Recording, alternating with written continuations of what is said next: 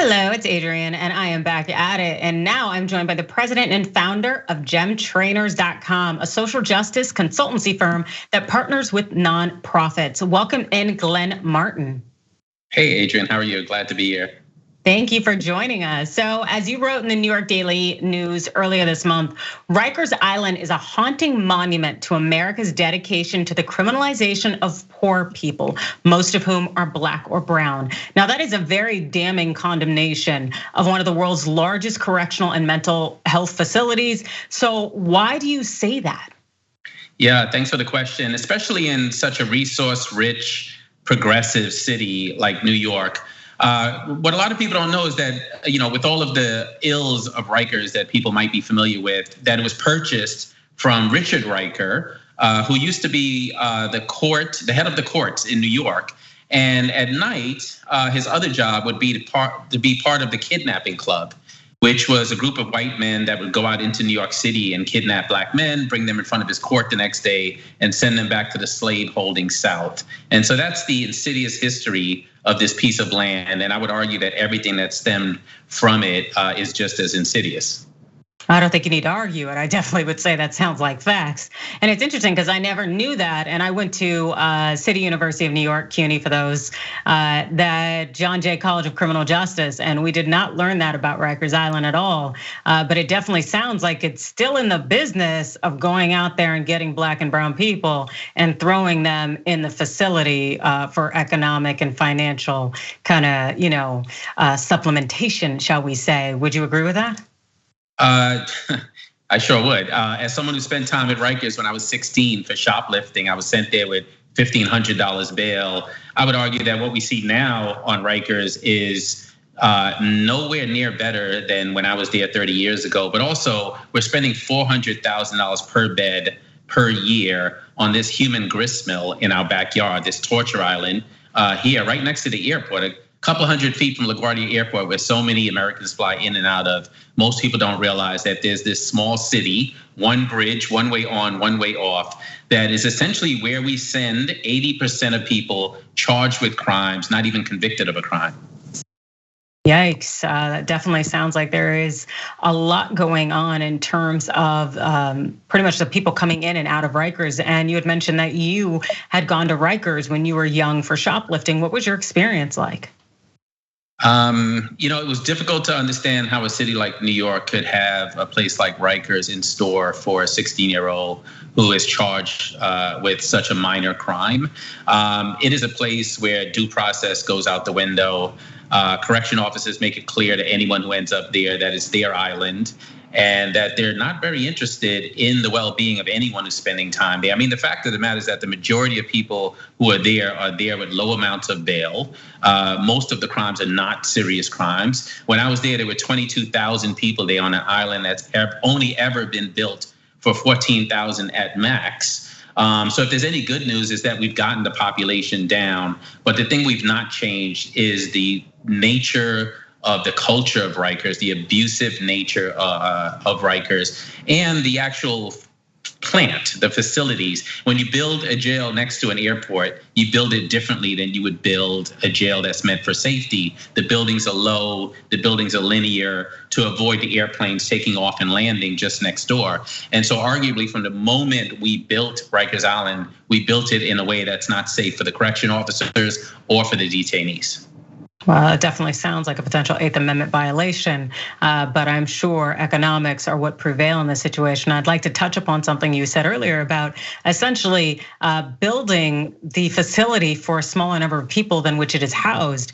And I know we're seeing right now in the media photos that are emerging showing instances of horrific overcrowding on the island, and up to, I believe, 26 inmates in a cell meant for a single person. What is going on here? Yeah, that for me harkens back to the 90s during the crack epidemic here in New York, where people were in similar conditions. The fact is that, I ran a campaign a few years ago to convince the mayor of New York to close Rikers. We spent about $5 million chasing him all over the country to get this allegedly progressive mayor de Blasio to say yes to closing Rikers. When he finally did, he actually punted the ball and said that it would happen in 10 years. Now, there have been some measures put in place by the city council primarily and some others to move the ball forward. but he literally set that decade-long place mark so that he wouldn't ultimately be the one responsible for shutting it down. And again, in a city with so much brilliance, so much resources, a city where we built the Empire State Building in less than a year, I find it hard to believe you can't shut down Rikers in a decade. Yeah, absolutely. And also so much wealth there. It's absolutely incredibly wild. And hey, that punt by de Blasio saying in a decade we'll do it. You know what? That is NFL worthy in terms of punts, because it's just insane.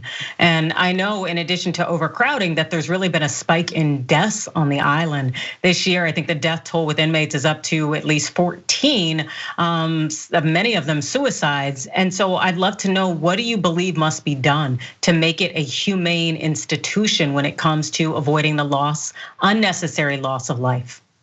Yeah, I think we need more transparency. I think what it needs is light, and more light, to be quite honest. I think more and more New Yorkers seeing what happens at Rikers Island is hugely important. I think the administration is constantly keeping things in the shadow, if you will, in terms of what happens. And for every death that we see in the news, there are probably tens of people being abused, beat up, broken limbs, and so on. I talk to the medical staff at Rikers quite often, obviously off the record, because they're scared for their jobs. And what I hear from them over and over is they really have no authority when it comes to helping people who are sick, people who are infirm, people who are going through drug withdrawals in the cells and so on. They are at the whim of the correction officers just as much as the people who are serving time.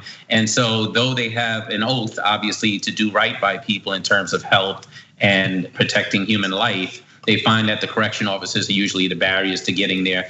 And surprisingly, Rikers Island, the correction officer population is hugely people of color, to be quite honest, over the last few decades. And it's so really jarring to see a place where there's not that much distance, if you will, between the people who are serving time, the people who are guarding them. And yet there's this huge distance in terms of how much we value people's lives once they end up on the other side of that bridge. That's a very powerful observation you made. And I'd love to stick on the conversation of correctional officers, because I know in August, the daily average for correctional officers calling out with no explanation whatsoever was about 1,400. And that inmates are reportedly running amok in terms of that they're controlling entire units there. And so if you were to talk to actually the powers that be, or even if that's just the people of New York City, what would you tell them that we're essentially missing here? My older brother grew up in poverty just like me, but ended up being a federal correction officer. And in some ways, I try to do my best to empathize with all the stakeholders in a situation like this. But as I often say to my brother, what would you want existing in your name? What are your values? And does what you see day to day at your job line up with your values? And if not, then why would you continue to do that job? And he is someone who left the job as a result of that. And so I would say to the correction officers who usually return home to places across New York City, just like the people who are serving time there, what do you want to exist in your name? What's the story you want told to your grandchildren about what you did in this moment? Because arguably, this is a moment that people will look back on and say, what was wrong with those people? How could they allow that to exist? And similarly, for elected officials, I would do the same thing we did during the campaign to close Rikers, which is to urge them to show courage and to recognize that their legacy is going to be written over decades, not day to day, week to week. And so essentially do the right thing, step up, show courage, and treat people the way you'd want your family treated if they ended up at Rikers. I remember doing a tour of Rikers with a couple of celebrities and the Kennedy family and a bunch of other folks a few years ago. And they showed us everything that's great about Rikers, if you will. And when we got to the end of the tour, one of the people I was with asked the commissioner who had taken us on the tour, if his wife were locked up, would he want her to be at Rikers? And he said, absolutely not. And this was the commissioner. Yeah, and that speaks volumes, because I think that a lot of us realize that the things we're allowing other people to endure, we would not want to endure ourselves or allow our family members or loved ones to endure. And so it's a question of our own humanity. And as you've pointed out, is that the legacy we want to leave? And something that really hits me as a California native, even though I'm sure there are very dissimilar circumstances for various reasons, but it makes me think of Alcatraz and how the city finally shut it down, or the state finally shut it down at a point in time. But it makes me wonder, what do you think would be necessary to shut Rikers down? Yeah, it's interesting you say that because I went and visited Alcatraz just before I launched the campaign to shut down Rikers, just so I could believe that it could actually happen. And I actually believe, unfortunately, that what we probably need is an interest in Rikers, the actual facility, the plant, that is greater than the city's interest in punishing people. Wow, well, I don't know how that could happen or when that could happen, but I think we might need racism, classism, ethnocentrism, all of that to essentially dispel itself and just to leave our society before that could ever happen. But it's something that I definitely hope and can look forward to. So Glenn, thank you so much for joining us. And can you please tell the viewers where to find more information about your organization? Sure, folks can visit gemtrainers.com or check me out on Twitter at Glenn E. Martin.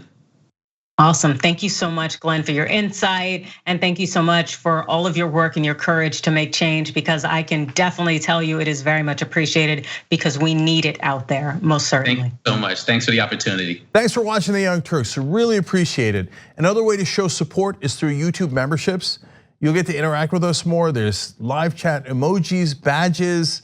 You've got emojis of me, Anna, John, JR. So those are super fun. But you also get playback of our exclusive member-only shows and specials right after they air.